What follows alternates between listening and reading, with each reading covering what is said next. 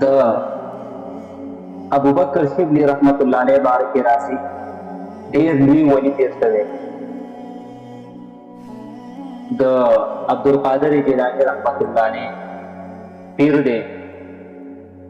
د هغه نه عبدالله شبلی رحمت الله علیه ابوبکر شبلی رحمت الله علیه نه عبدالقادر جیلانی رحمت الله علیه بیعت کړی دونه لوی سړی تیر شوی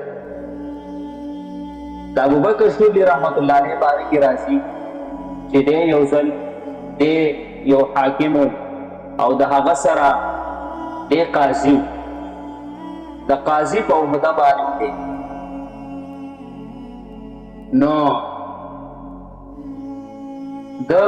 دا حاکم چې کوم دله یو بل حاکم او یو بل بادشاه هغه وله ډوډۍ وکړله اکرام یې ولو کو چې تاسو څومره قاضیان او څومره ستاسو عمله ده هغه ټولو ته زما د طرف نه دعوت دی بل حاکم هغوی وله ډوډۍ وکړه په دې کې ابوبکر شبلی رحمت الله علیه هم نو د حاکم ټولو عملې ته او دغه شانتي څومره قاضیان دي هغوی ته وویل چې دغه شانتي پلانکي حاکم او پلانکي بادشاه هغه روټۍ کړې ده چې مونږ ټول وله بیا لاړ شو چې دوی لاړل نو دوی ته ډېرې قیمتي کورتې او ډېرې قیمتي جوبې ور واچولې چې ډېر لوی قیمت واله وي او ډېرې زیاتې ګرانې وي د بادشاهي چې کومې جوبې وي دې ټولو قاضیانو ته او حاکم ته ور واچولې په دې کې یو قاضي و چې هغه له انتروشۍ ورغی او هغه انتروشۍ د وجې د هغه چې کوم ګندګي څه وه هغه په هغه جوبه باندې پرېوتله د حاکم چې داسې وکتل دی ورته ډېر زیات غوسه شو ده ته وایي چې ای پلانکي ته څومره په شاهي لباس کې او په څومره شاهانه ځای کې ناست دی او څومره شاهانه خوراک یې مخې ته پروت دی او تا داسې چل وکړو ډېر زیات یې ورټو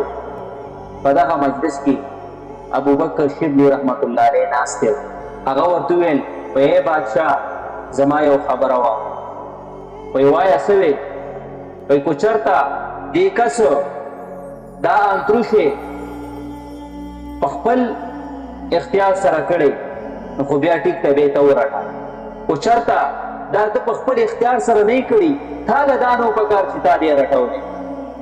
تا ده ته دومره خبرې کړې بس حاکم خو ډېر زیات غوسه شو ده ته ویل لا کوم دومره شو ته ما ته دا خبرې کې دلې ورته ورڅه درکړل وایي ځه وایي دغه کس مې د قاضیتوب نه ویسته او ته مې د قاضیتوب نه ویستې نو ابوبکر شبلی رحمت الله علیه د هغه ځای نه ډېر ناامیده را روان شو ډېر زیات خفه و او سوچ یې په لاره دا وکړو چې داسې ځای ته ځمه چې هغه ځای کې ما ته د دین روحانیت او د علم روحانیت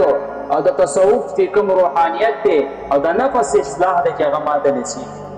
داسې طرف ته ځمه په لاره کې ولې یو کس مخې له ورغی هغه ته وایي چې ای پلانکیه داسې ځای راته وښایه چې هغلته زه د خپل نفس اصلاح وکړم خپل علم حاصل کړم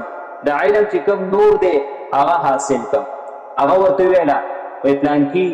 ته بغداد ته لاړ شه په بغداد کې څوک دی وایي جنید نومي یو بزرګ دی چې جنید بغدادي رحمت الله علیه ورته وایي یو جنید نومي بزرګ دی د هغه خواله راشه ستا اصلاح به هغه وکړي ده ورته لاره سیده کړه چې په بغداد ته په دې لاره باندې لاړ شه په پلانکي ځای کې جنید نومي بزرګ دی هغه به ستا اصلاح وکړي او هغه چې ستا څومره ضرورت دي د علم حصولي د نفس اصلاحي هغه به درته وکړي چې دی روان شو چا ورته ځای وښودو نو جنید بغدادي رحمت الله علیه خواله راغلی دی ورته کېناستو چې کله جنید بغدادي رحمت الله علیه ته تپوس وکړو چې کوم ځای نه راغلي ده ورته ویل د پلانکي ځای نه دغه شانتې راغلی پلانکي ځای کې پلانکي حاکم سره دغه شانتې قاضي ومه او هغه تا یې وغتې کړه د هغې غتې د وجې زه د قاضیتوب نه رالړکم زه اوس دلته راغلی یم د خپل نفس اصلاح کوم علم حاصلوم چې کله جنید بغدادي رحمت الله علیه د ده نفس ځان ته متوجه کو د ده نفس کې ډېره زیاته ګندګي وه نفس ډېر زیات څښاو په باچاهت کې ډېر زیات ده کې تکبر و ډېر دوی وه پکې ده ته وویله چې پلانکي ته پلانکي ځای ته لاړ شه او هلته یو بل پیر دی چې عبدالله سیر سختي رحمت الله علیه چې دا د جنید بغدادي رحمت الله علیه مریدو وایي ته لاړ شه ستا علم او د تصوف اصلاح کول دا هغه سره د هغه نه حاصل که زه هغه له راشه دی د هلته نه روان شو دی عبدالله سیر سختي رحمت الله علیه نه ورغلی هغه ته کېناستو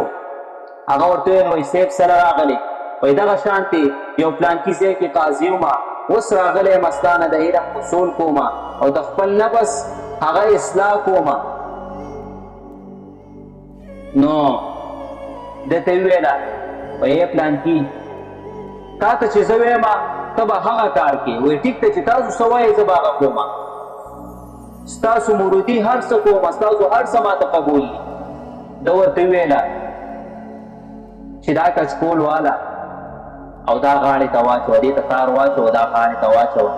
او په پلانکو کوڅو کې د پلانکو کلي په کوڅو کې ګرځه او خیرات راټولوه او هغه خیرات چې راټول کړي هغه بیا ځان نه وخوره بس دغه شانتې ته یو 40 دن وکړه 40 دن بعد بیا راشه بیا به خبرې کوو دلې کچکول ورکو د کچکول غاړې ته واچو په کوڅو کې ګرځي راګرځي یو نه خیرات وخته بل نه زکات وخته بل نه وخته